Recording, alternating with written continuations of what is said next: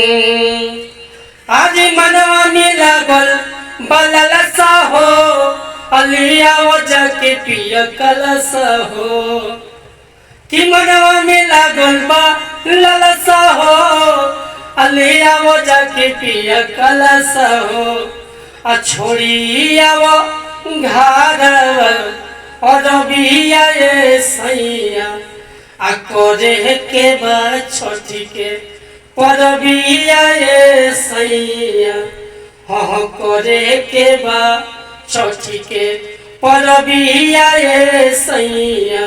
राजा बाबू हाँ सारा बोलो तो।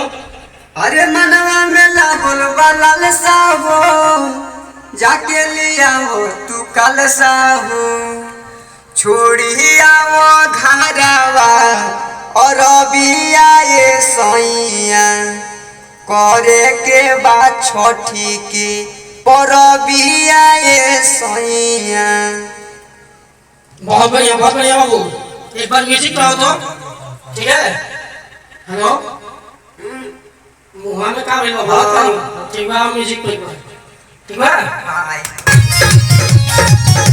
मनवा में लागल बललसा हो ले आ जाके पिया कलसा हो मनवा में लागल बललसा हो ले आ जाके पिया कलसा हो छोड़िया वो घरवा और बिया ये सैया करे के बाद छोटी के और बिया ये सैया करे के बाद छोटी के और बिया ये सैया। हेलो राजा बाबू हाँ बहुत बढ़िया मुखड़ा बहुत अच्छा लगा बाबू। अंतरा एक बार आइए तो ठीक है। हम म्यूजिक पाइए रेडी आइए।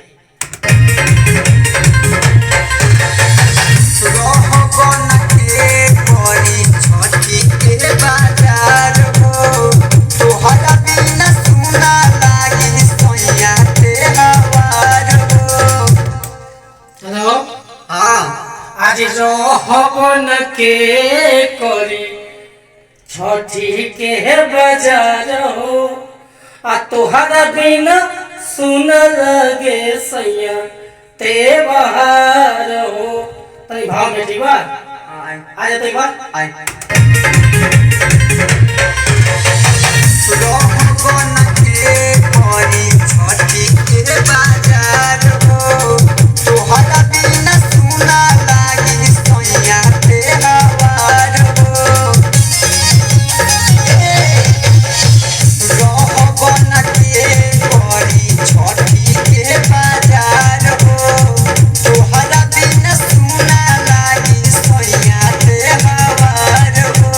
जौनी बहाना बनावो हो जल्दी से घर चली आवो हो।